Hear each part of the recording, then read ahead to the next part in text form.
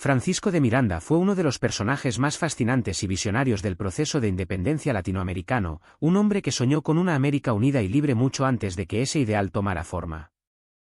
Nació el 28 de marzo de 1750 en Caracas, entonces parte del Virreinato de Nueva Granada, hijo de Sebastián de Miranda, un comerciante canario, y de Francisca Antonia Rodríguez. Desde pequeño, Francisco mostró una curiosidad insaciable y una inteligencia viva que lo distinguían del resto. Su familia, de origen acomodado, le brindó una educación esmerada, influida por los valores de la Ilustración que comenzaban a penetrar en las colonias hispanoamericanas. Durante su juventud, Miranda estudió humanidades y lenguas, aprendiendo francés e inglés, lo cual le abriría las puertas del mundo. A temprana edad ingresó al ejército español, deseoso de recorrer nuevos horizontes y de probar su valía. Fue enviado a África del Norte, donde participó en operaciones militares en Marruecos, y más tarde, a América del Norte, como parte de las fuerzas que defendían los intereses de España en las Antillas. Allí comenzó a observar las tensiones coloniales y los primeros movimientos de independencia, experiencias que lo marcaron profundamente. Su carrera militar lo llevó después a Europa, donde vivió una vida aventurera y cosmopolita. Se estableció en España, pero pronto entró en conflicto con las jerarquías coloniales que lo miraban con recelo por ser criollo. Frustrado por las limitaciones que imponía el sistema imperial, abandonó el ejército y comenzó un largo peregrinaje por el mundo, buscando aliados y conocimiento. Su paso por Estados Unidos en 1783 lo puso en contacto con los padres fundadores de esa nación, conoció a George Washington, Alexander Hamilton y Thomas Jefferson. Admiró su revolución y comprendió que el modelo republicano podía aplicarse también a las tierras latinoamericanas. Más tarde viajó a Francia, donde fue testigo de los inicios de la Revolución Francesa. Allí se ganó el aprecio de muchos intelectuales y políticos, e incluso participó activamente en el ejército revolucionario, alcanzando el grado de general.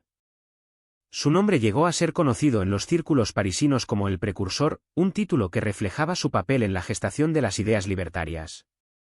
También vivió en Inglaterra, donde promovió incansablemente su proyecto de emancipación americana. Fundó en Londres la célebre Logia Lautaro, una sociedad secreta destinada a organizar a los patriotas del continente para liberar a América del dominio español. Durante esos años, Miranda acumuló una vasta experiencia diplomática y militar, además de una red de contactos que incluía a figuras de la talla de William Pitt y el propio Bolívar, quien años después sería su discípulo y heredero político.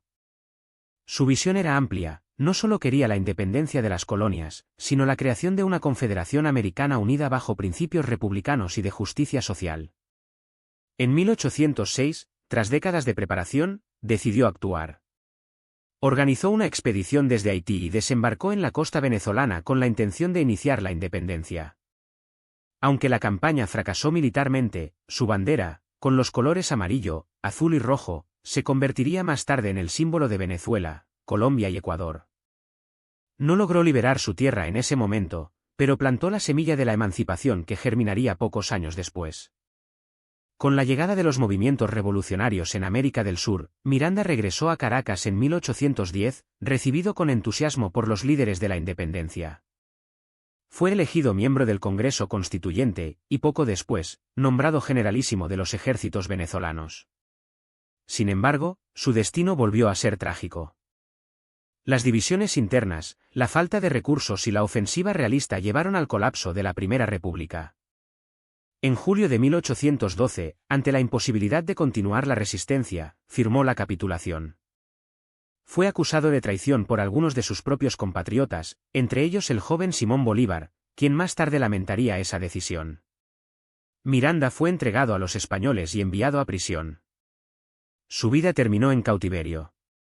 Pasó sus últimos años en la prisión de La Carraca, en Cádiz, en condiciones precarias, aislado del mundo al que había querido liberar.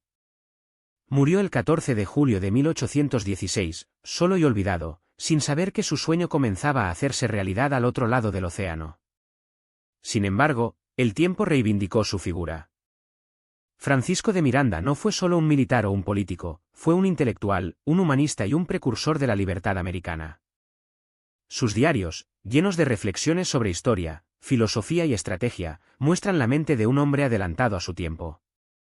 Se cuenta que hablaba con fluidez más de 7 idiomas, y que en sus viajes reunió una de las bibliotecas personales más extensas del siglo XVIII. Entre sus anécdotas más recordadas, se dice que en París solía conversar con Lafayette sobre la independencia americana, o que, en Londres, mostraba orgulloso la bandera que él mismo había diseñado para su futura patria. Hoy su nombre resuena como el del primer soñador de una América libre y unida. Su vida fue un puente entre tres revoluciones, la estadounidense, la francesa y la hispanoamericana, y su legado inspiró a toda una generación de libertadores. Francisco de Miranda murió sin ver el amanecer de la independencia, pero sin él, ese amanecer quizás nunca habría llegado.